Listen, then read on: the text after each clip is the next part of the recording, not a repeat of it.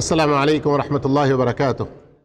الحمد للہ رب العالمین والصلاة والسلام علی سید المرسلین نبینا محمد وعلی آلہ وصحبہ اجمعین، اما بعد۔ 1445 ہجری کا یہ رمضان المبارک، جس کے 10 روزے ہم مکمل کر چکے ہیں، آج ترتیب میں ہمارا جو سبق ہے وہ روزہ اور اس سے متعلقہ کچھ مسائل کے بارے میں، آپ صلی اللہ علیہ وسلم کا طریقہ روزہ کے بارے میں۔ تو اس میں 3 باتیں ہوں گی، جن میں سے 2 باتیں آج ہم پیش کریں گے آپ کے سامنے۔ پہلی بات، رمضان کے روزے رکھنے میں آپ صلی اللہ علیہ وسلم کا طریقہ۔ نبی کریم صلی اللہ علیہ وسلم کی یہ عادت تھی کہ جب تک رؤیت ہلال کی تحقیق نہ ہو جائے یا کوئی عینی شاہد گواہ نہ مل جائے، یعنی خود آپ صلی اللہ علیہ وسلم دیکھیں یا آپ کے ساتھ رہنے والوں میں سے کوئی دیکھیں اور پکے طور پر معلوم ہو جائے کہ چاند دیکھا گیا ہے، یا کوئی دور دراز سے آس پاس سے مدینہ اس کے اطراف و اکناف سے آ کر گواہی دے کہ ہم نے رمضان کا نیا چاند دیکھ لیا، تو جب تک یہ خبر دونوں طریقوں میں سے کسی ایک طریقے سے نہیں ملتی، آپ صلی اللہ علیہ وسلم روزہ شروع نہ کرتے۔ اور اگر چاند دیکھا نہ جاتا، اچھا یہ کس تاریخ کو چاند دیکھنے کی بات ہو رہی ہے؟ 29 شعبان کو، سمجھ رہے ہیں نا؟ 29 شعبان کو۔ اب اگر 29 شعبان کو چاند کی کوئی اطلاع کہیں سے بھی نہیں ملی، نہ دیکھا، نہ کوئی گواہ آیا، تو پھر شعبان کے پورے 30 دن مکمل فرماتے۔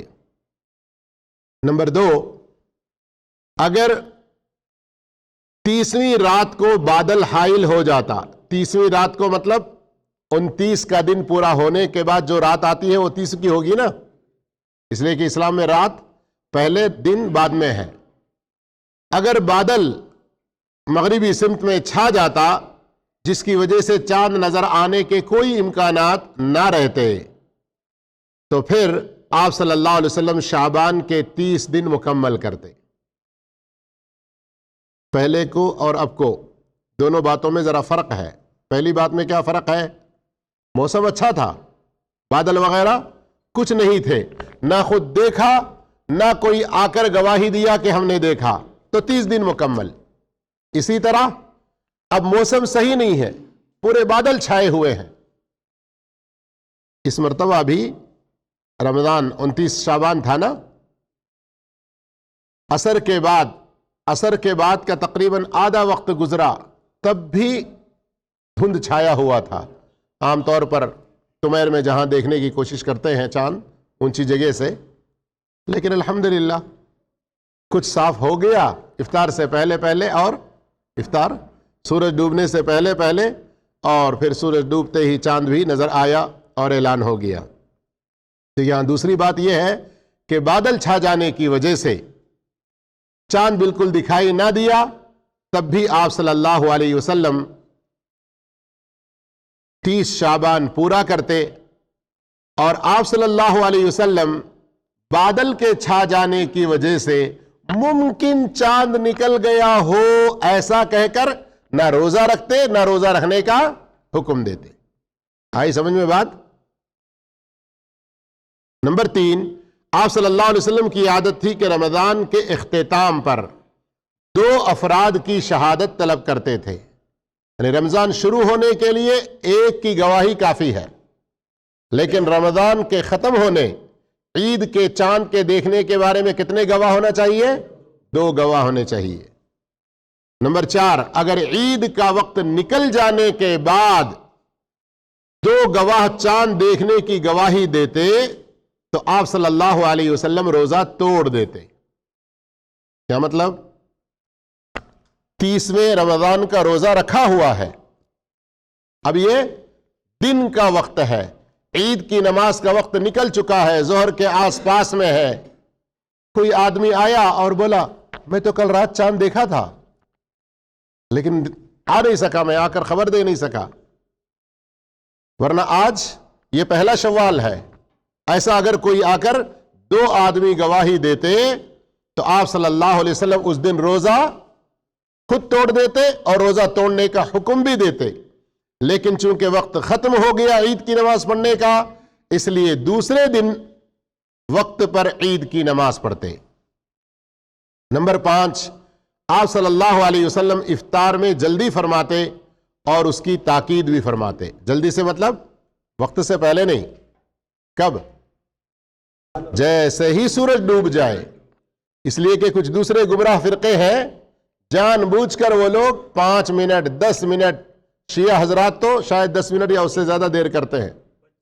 انا للہ و انا الیہ راجعون۔ لیجئے، تو یہ سنت سے ثابت نہیں ہے۔ اذا اقبل اللیل من ها هنا وادبر النهار من ها هنا افطر الصائم، اس مفہوم کی بہت ساری حدیثیں ہیں۔ تو آپ صلی اللہ علیہ وسلم کی عادت تھی کہ افطار جیسے ہی سورج ڈوب جاتا فوراً کرتے، بلکہ اس کی تاکید فرماتے اور اس کی فضیلت بھی بیان فرمائی۔ اسی طرح سحری کرتے، سحری کی تاکید فرماتے، اور سحری کو تاخیر سے کرتے اور اس کی بھی تاکید فرماتے۔ کیا مطلب سحری تاخیر سے کرنا؟ آخری ٹائم میں۔ یہاں پر ایک فائدے کی بات بتا رہا ہوں، توجہ فرمائیں۔ بعض لوگ جو ڈیوٹی کرنے والے حضرات ہیں رات میں دیر تک، وہ لوگ رات میں جانے کے بعد 1-2 بجے کھاتے ہیں، تو ان کا کھانا غلط نہیں ہے، لیکن اسی کو سحری نہ سمجھے، بلکہ فجر کی اذان سے کم 5 منٹ پہلے کچھ نہیں تو 1 یا 2 کھجور اور 2 گھونٹ پانی سحری کی نیت سے لے لیں۔ اس لیے کہ حدیث میں آتا ہے نا، نعم سحور المؤمن التمر، مومن کی سب سے اچھی سحری کا کھانا کھجور ہے، تمر ہے۔ سمجھ میں آ رہی بات؟ تو رات کھانے سے آپ لوگوں کو منع نہیں کر رہے ہیں، لیکن سحری کی نیت وہ نہ کر لیں۔ نمبر 6، آپ صلی اللہ علیہ وسلم نماز سے پہلے افطار کرتے تھے۔ ابھی کل پرسوں کسی نے پوچھا، کہہ رہے ہیں کہ مغرب کی نماز کا وقت بہت تھوڑا ہوتا ہے، اس لیے ہم جیسے ہی اذان ہوتی ہے مغرب کی، ہم مغرب کی نماز پڑھ لیتے ہیں تاکہ نماز میں دیر نہ کریں، نماز اول وقت میں پڑھنا چاہیے، اور اس کے بعد پھر سکون سے سحری افطار کرتے ہیں۔ یہی تو فرق ہے ہماری خواہشات کا اور اتباع رسول کا۔ سمجھ میں آ رہی بات؟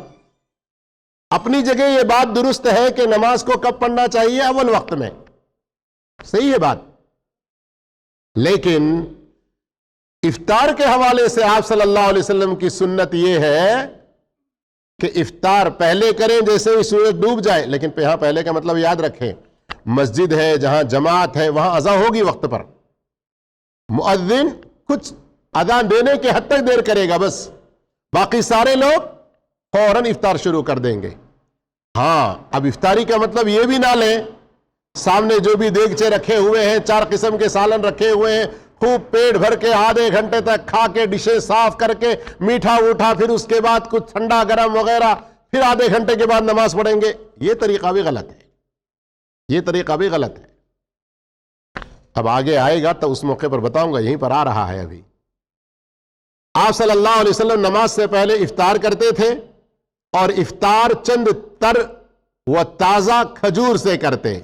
یہاں جو دیکھ رہے ہیں آپ الفاظ سن رہے ہیں تازہ، وہی کل جو بتایا نا میں، رطب، اور اگر وہ رطب نہ ہوتے تو تمر سے، جو بھی تمر حاضر ہے، چاہے اس کی جو بھی کوالٹی ہو۔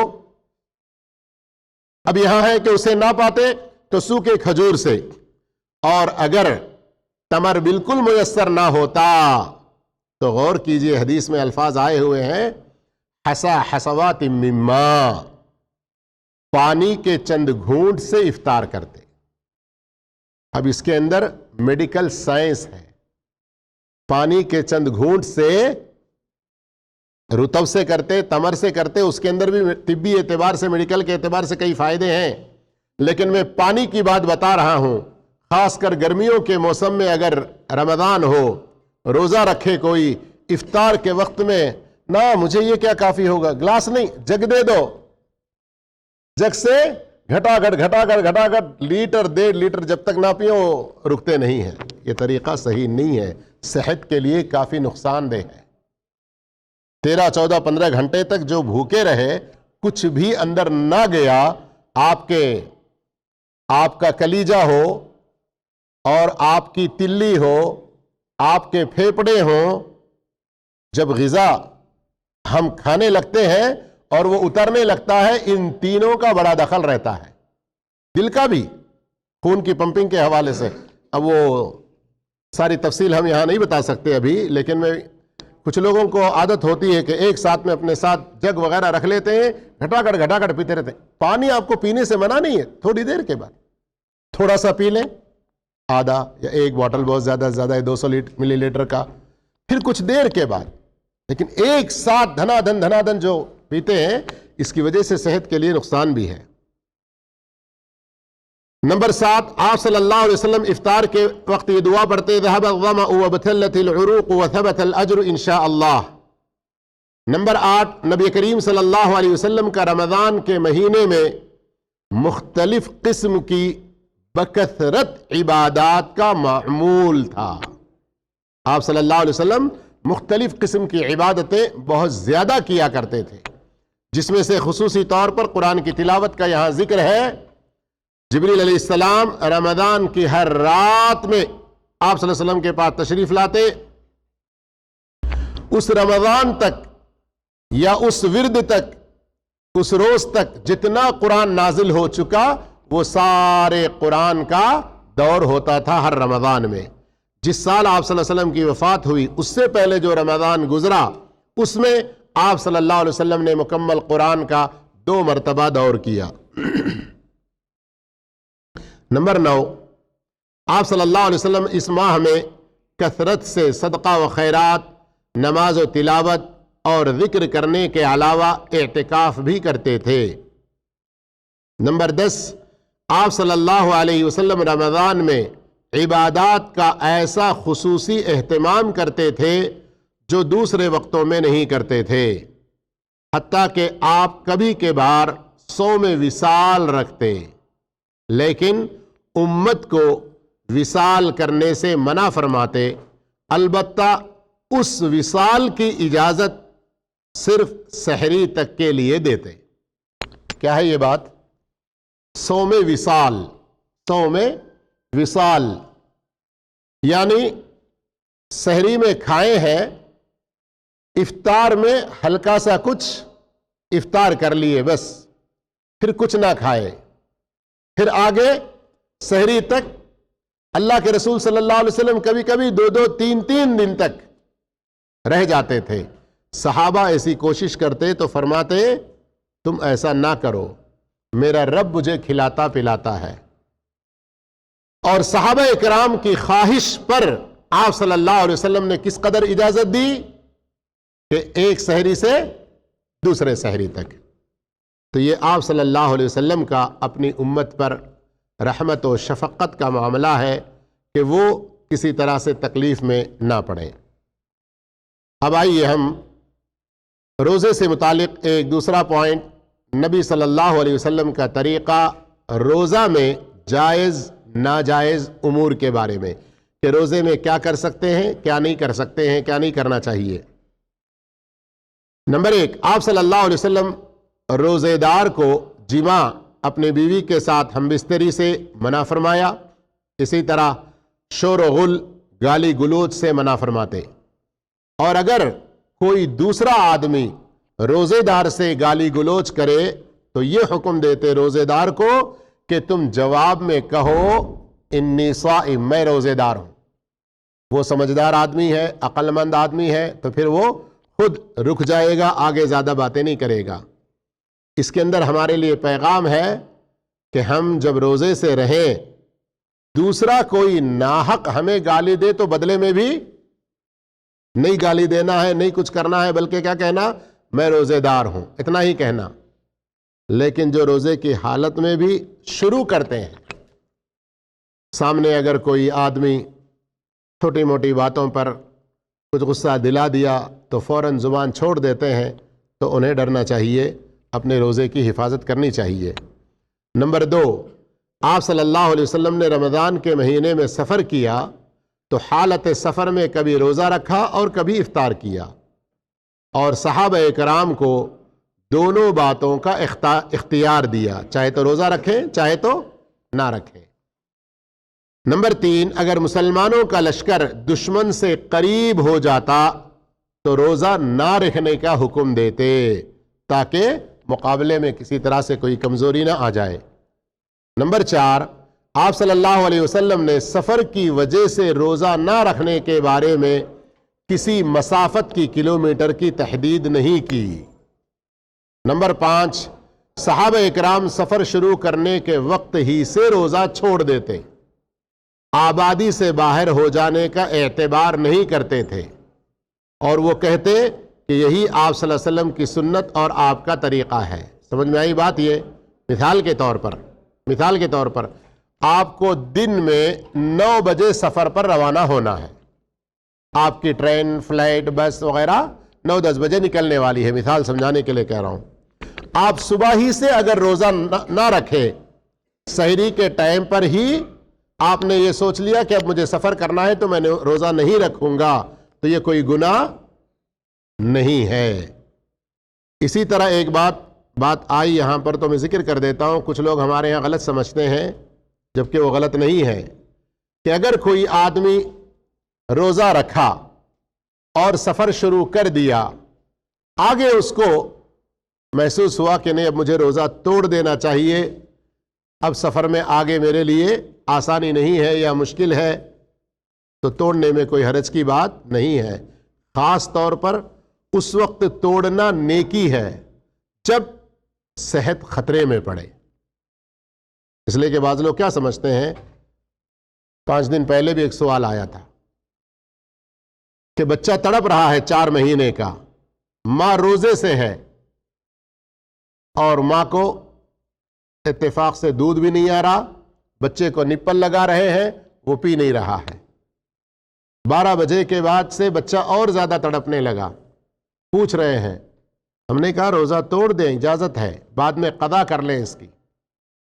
جس نے ہم سے سوال کیا اس کو بتلایا کہ تم کہو اپنے گھر کے عورتوں سے، اس عورت سے، مرضعہ دودھ پلانے والی سے، کہ وہ روزہ توڑ دے، جائز ہے ان کے لیے۔ پھر بھی پتہ کیا چلا، نہیں کوشش کر رہے تھے، پھر 4 بجے تک وہ توڑ دیے۔ نہیں، اپنے آپ کو، اپنے دودھ پیتے بچے کو اس طرح سے خطرے میں ڈالنے کی اجازت اسلام نہیں دیتا۔ نمبر 6 ختم ہو رہا ہے درس۔ نمبر 6، طلوع فجر کے وقت بسا اوقات آپ صلی اللہ علیہ وسلم جنابت میں ہوتے تھے، چنانچہ طلوع فجر کے بعد غسل فرماتے اور روزہ رکھ لیتے تھے۔ یعنی رات میں آپ کو احتلام ہو گیا یا میاں بیوی کی صحبت ہو گئی، لیکن جاگنے میں اتنا وقت ہوا کہ اب تھوڑا سا ٹائم ہے فجر کے اذان کے لیے، یا تو سحری کر سکتے ہیں یا تو غسل کر سکتے ہیں۔ آپ جلدی سے کلی کر کے ہاتھ منہ دھو کے آپ سحری کھا سکتے ہیں، روزہ شروع کر سکتے ہیں۔ جیسے ہی فجر کا وقت داخل ہوا اس کے بعد اگر آپ نہا لیے تو آپ کے روزے میں کوئی کمی اور خرابی نہیں آئے گی۔ نمبر 7، آپ صلی اللہ علیہ وسلم رمضان میں روزے کی حالت میں بعض ازواج مطہرات کا بوسہ بھی لیتے تھے، لیکن میں کہوں گا جیسا کہ دوسری حدیثوں میں موجود ہے کہ آپ جوان حضرات یہ کام نہ کریں۔ اور 3 دن سے لگاتار ایک نوجوان جس کی شادی رمضان سے کچھ پہلے ہوئی، بیچارہ اسی پریشانی میں اب تک 2 یا 3 روزے جا چکے ہیں۔ تو اس لیے کہ حدیث میں ہے ایکم یملک اربہ، کون ہے تم میں سے جو اپنے شہوت پر قابو پائے، اپنے نفسانیت پر قابو پائے۔ کچھ لوگ ہوتے ہیں الحمدللہ جلدی سے ان کو انزال نہیں ہوتا، لیکن کچھ لوگ تھوڑے سے اس میں انزال ہو جاتا ہے، تو جان بوجھ کر اپنے روزے کو خطرے میں نہ ڈالیں ایسے کاموں کے ذریعے۔ نمبر 8، آپ صلی اللہ علیہ وسلم سے روزے کی حالت میں مسواک کرنا، سر پر پانی ڈالنا، ناک میں پانی چڑھانا اور کلی کرنا ثابت ہے، لیکن ناک میں پانی چڑھانے میں مبالغہ کرنے سے آپ صلی اللہ علیہ وسلم نے منع فرمایا۔ اور نمبر 9، آپ صلی اللہ علیہ وسلم اگر کوئی شخص بھول کر کھا پی لے تو اس کو قضا کرنے کا حکم نہیں دیتے تھے۔ نمبر 10، آپ صلی اللہ علیہ وسلم نے مریض اور مسافر کو روزہ نہ رکھنے کی اجازت دی ہے، بشرطے کہ بعد میں اس کی قضا کرے۔ اسی طرح حاملہ اور مرضعہ یعنی دودھ پلانے والی عورت کو بھی اجازت دی ہے کہ اگر وہ اپنے اوپر یا اپنے بچے کے اوپر خوف محسوس کرتی ہوں تو روزہ نہ رکھے، لیکن بعد میں اس کی قضا کرے۔ اللہ عز و جل ہم تمام کو نبی صلی اللہ علیہ وسلم کی سنتوں کی پابندی کرنے کی توفیق عطا فرمائے۔ رمضان اور روزے سے متعلق کچھ احکام و مسائل کل کے درس میں سنیں گے انشاءاللہ۔ السلام علیکم ورحمۃ اللہ وبرکاتہ۔